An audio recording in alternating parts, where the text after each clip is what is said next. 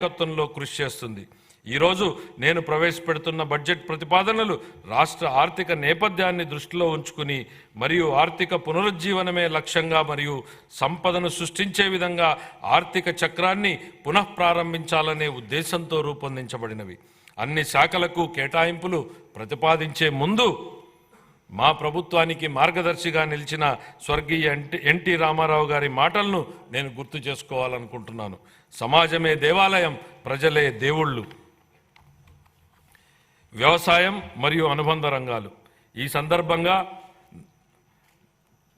నాకు తెలుగు పునరుజ్జీవనోద్యమ పితామహుడిగా పేరు పొందిన కందుకూరి వీరేశలింగం గారి ఆలోచనలు గుర్తుకొస్తున్నాయి. వ్యవసాయం చేసే చేతులకు మనం సాయం అందించాలి, అదే దేశ సౌభాగ్యానికి మార్గం.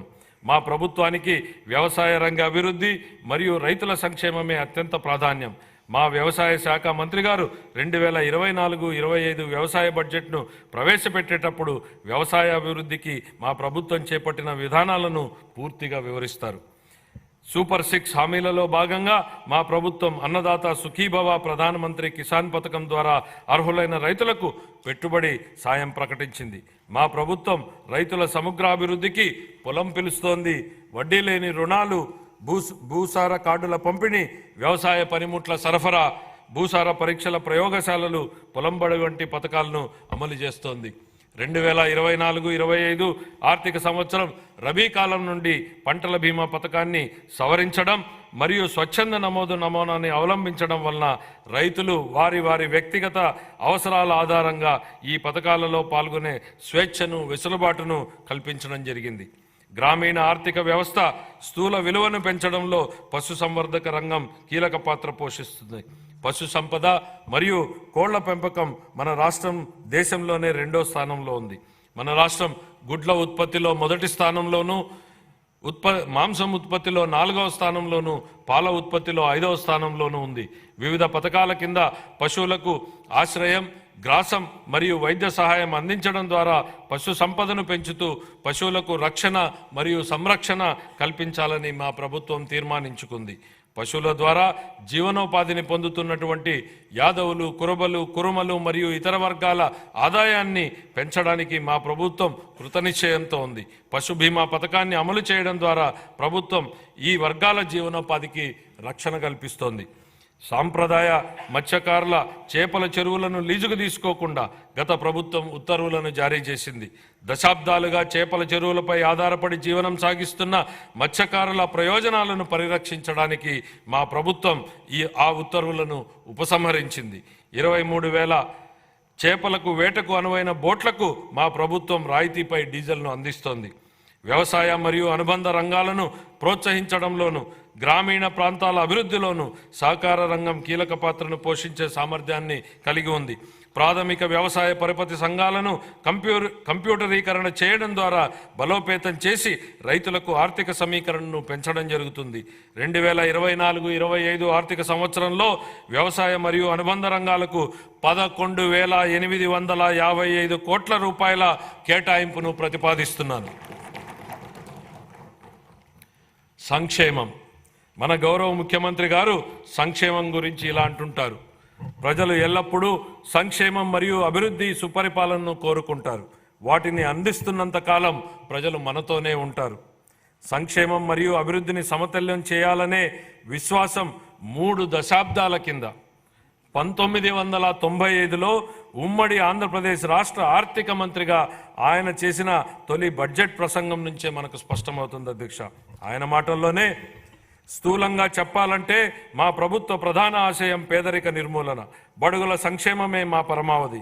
పేదల సంక్షేమానికే మా ప్రభుత్వం సర్వదా అంకితం. అంత మాత్రాన రాష్ట్ర సర్వతోముఖాభివృద్ధి కుంటుపడనిస్తామని అనుకోవద్దు. ఆ పని ఎప్పటికీ జరగదు. నిధుల కొరత కారణంగా ఏ అభివృద్ధి కార్యక్రమం కుంటుపడరాదన్నది మా ధ్యేయం. అలా కుంటుపడకుండా కృషి చేస్తాం.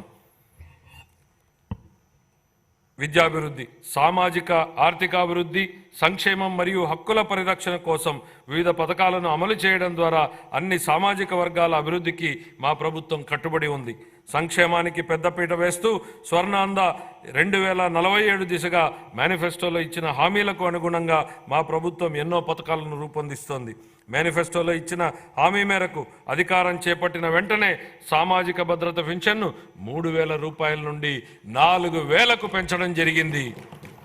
ఎన్టీఆర్ భరోసా పెన్షన్ పథకం ద్వారా 64,38,000 మంది పెన్షన్దారులకు నెలకు 4,000 నుండి 15,000 రూపాయల వరకు పెన్షన్లు అందుతున్నాయి.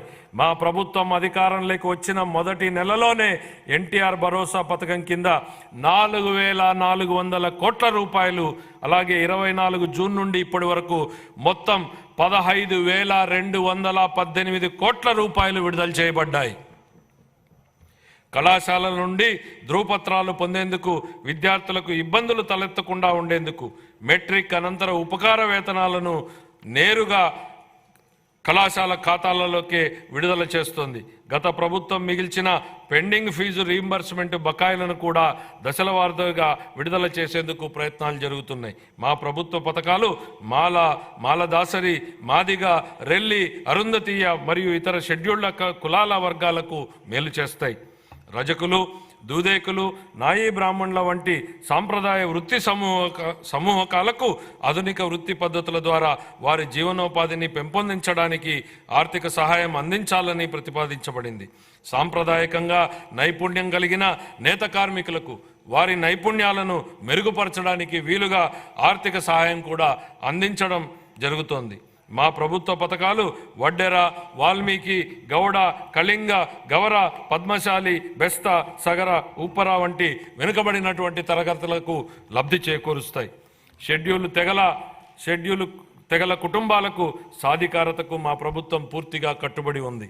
గిరిజన వర్గాల సంక్షేమం కోసం పోస్ట్ మెట్రిక్ ఉపకార వేతనాలు, ఆర్టీఎఫ్, ఎంటీఎఫ్, అంబేద్కర్ విద్యానిధి మొదలైన ముఖ్య పథకాలను అమలు చేయడం జరుగుతోంది.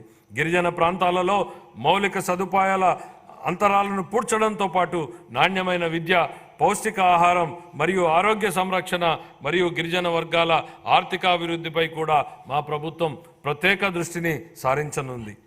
వివిధ పథకాల ద్వారా అల్పసంఖ్యాక వర్గాలకు ఆర్థిక కార్యకలాపాలలోనూ మరియు ఉపాధి కల్పించడంలోనూ సమాన భాగస్వామ్యం లభించేలా మా ప్రభుత్వం చూస్తోంది.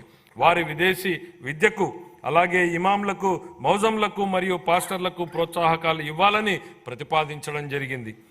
2024-25 ఆర్థిక సంవత్సరంలో షెడ్యూల్డ్ కులాల కాంపోనెంట్కు 18,497 కోట్ల రూపాయలు, షెడ్యూల్డ్ తెగల కాంపోనెంట్కు 7,557 కోట్ల రూపాయలు, వెనుకబడిన తరగతుల కాంపోనెంట్కు